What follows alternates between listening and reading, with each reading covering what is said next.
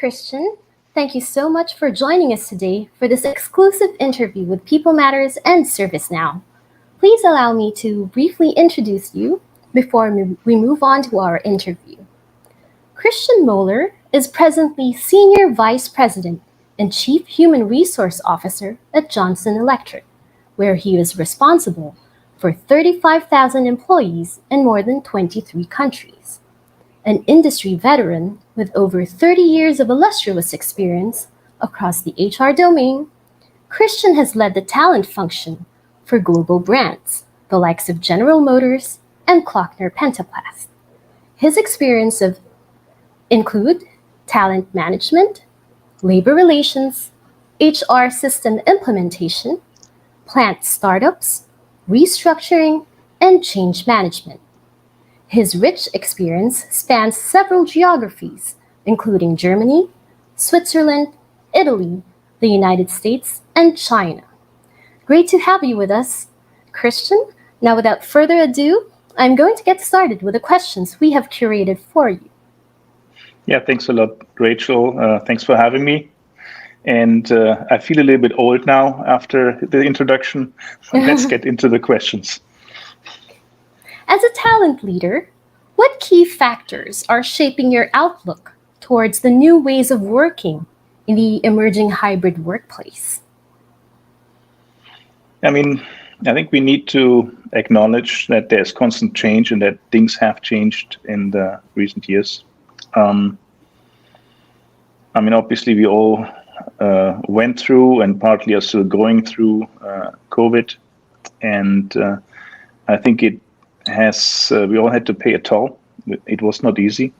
And as I said, we're not through yet. And as a result of this experience, we have seen many different changes. A lot of the workforce had to work from home.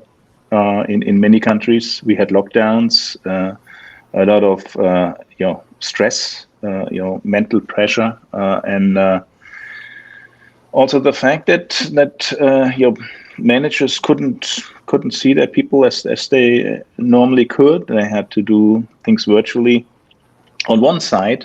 And then on the other side, and that is also very important, there is still a large part of the workforce that actually could not work from home, that had still to come to shift every day and produce. And you also have then kind of the risk of creating like a different type of people within your company. And you have to deal with all of this, with all of the changes, sometimes sudden changes in rules and legislations in the different countries in the world. And still you're trying to keep the spirit up.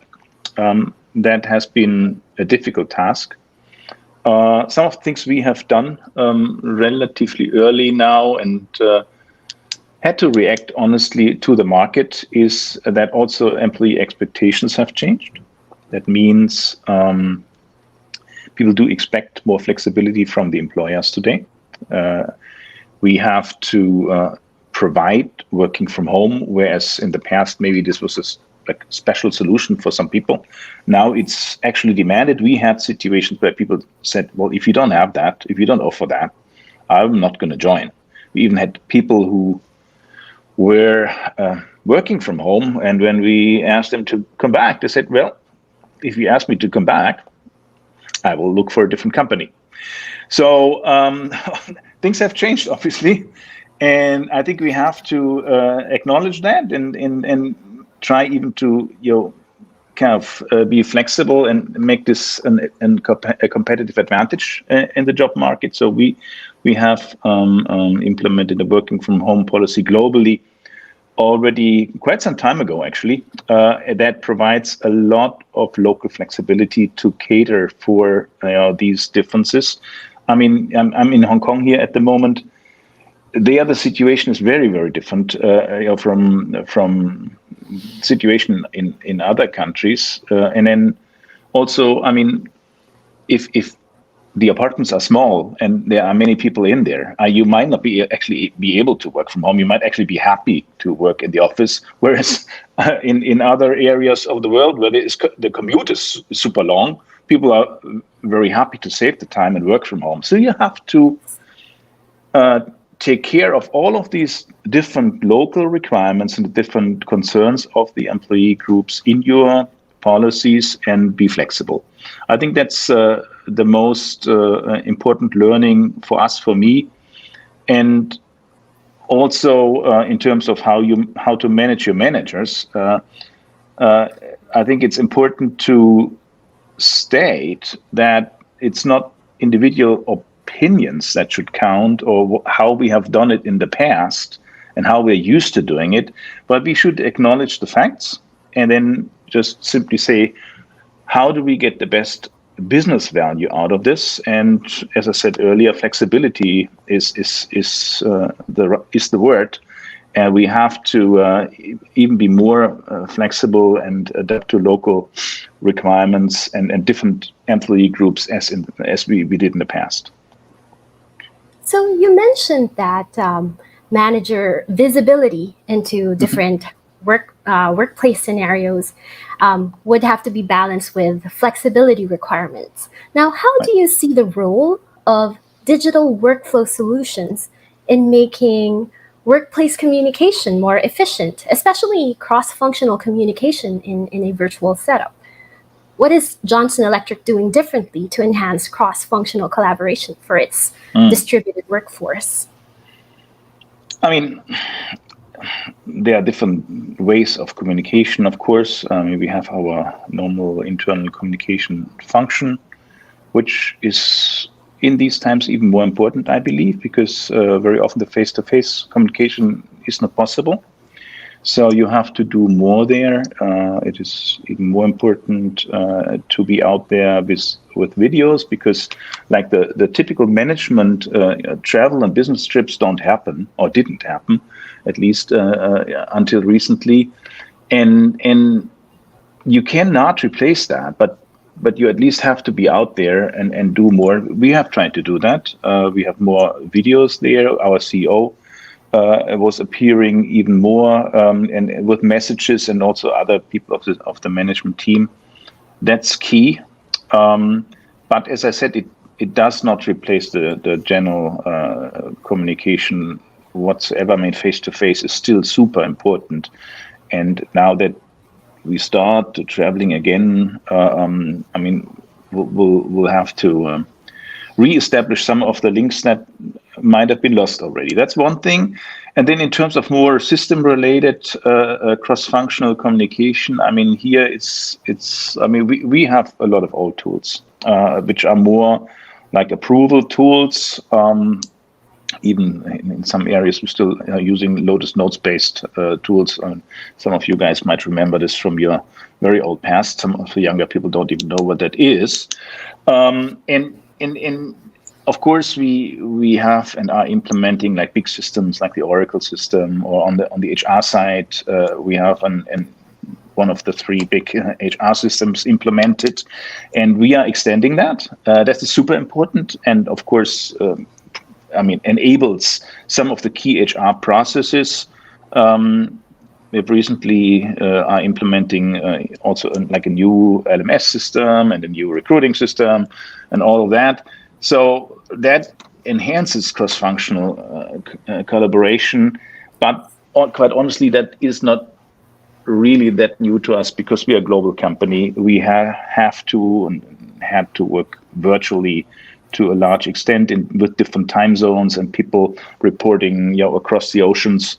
That's not new, but it's even more important. Thank you for that. What are some ways employers can make business agility and operational excellence a reality for a distributed workforce?